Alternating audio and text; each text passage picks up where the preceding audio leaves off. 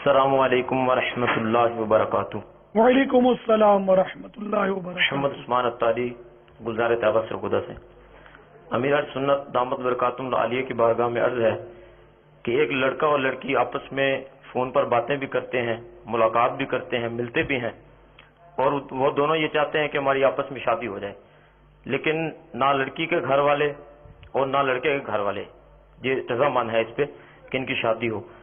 تو اس میں کاسٹ کا بھی مسئلہ ہوتا ہے کہ وہ کاسٹ بھی آپس میں نہیں ملتی، تو دونوں کے والدین جو ہیں وہ رضامند نہیں ہے اس بات پہ کہ ان کی شادی ہو، تو ایسی صورت میں کیا کرنا چاہیے؟ مزید اس کے کچھ مدنی پھول ارشاد فرما دیجیے۔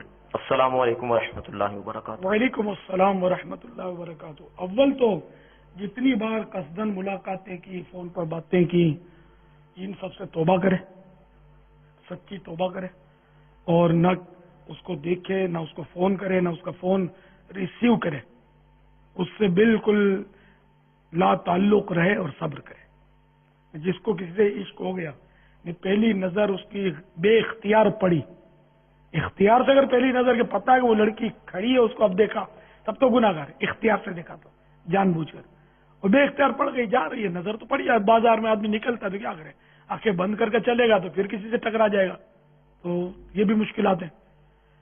تو نظر پڑ جانا بے اختیار، وہ تو اس میں کوئی اس کو گناہ نہیں ہے، جبکہ فوراً اس کو ہٹا لے وہاں سے نظر کو۔ اب نظر پڑی اور ہٹا بھی لی، لیکن وہ گڑ گئی دل میں، اور اب اس کو کبھی بھی نہ دیکھے، نہ بات کرے، نہ فون کرے، کچھ بھی نہ کرے، اور جائز طریقہ جو شادی کا ہے اس ذریعے سے اس کو کوئی شادی کا پیغام جائے، تو یہ یہاں تک اجازت ہے۔ اور اب اگر وہ شادی نہیں ہوتی، خاندان کی رکاوٹیں ہوتی ہیں، تو جو بھی رکاوٹ ہو تو اب یہ صبر کرے۔ تو اگر کسی کے دل میں عشق ہو اس طرح کا، اور اس میں شریعت کے مطابق عمل کرتے ہوئے بالکل وہ دور راج سے اور اسی میں گھل گھل کر مر گیا، تو شہید ہے، اس کو شہادت کا رتبہ ہے۔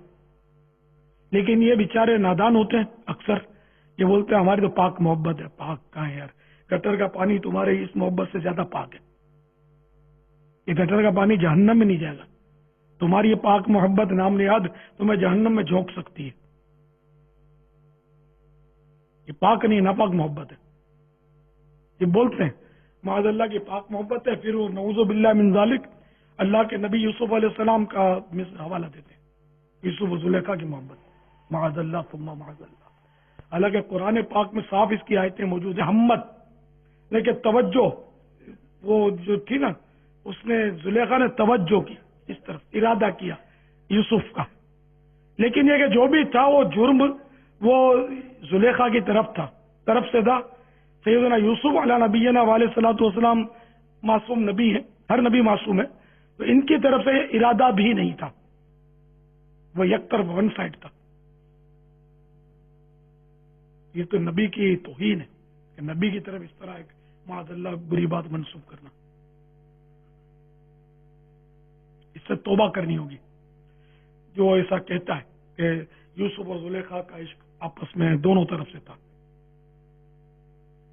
اور نبی پر ایک تہمت باندھ رہے ہیں، نعوذ باللہ من ذالک۔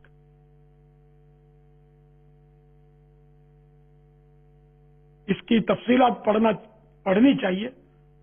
پردے کے بارے میں سوال جواب جو کہ دعوت اسلامی کے اشاعتی ادارے مکتبۃ المدینہ نے شائع کیا، وہ کتاب میں باقاعدہ اس کا پورا ایک باب ہے، چیپٹر ہے، عشق مجازی کے بارے میں سوال جواب، وہ آپ کے لیے پڑھنا بہت ضروری ہے۔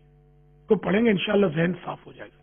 یہ پردے کے بارے میں سوال جواب، اس کے اندر ہے باب، اس کے صفحے 396 تقریباً 400 کے اندر ہے، اس میں یہ باب موجود ہے،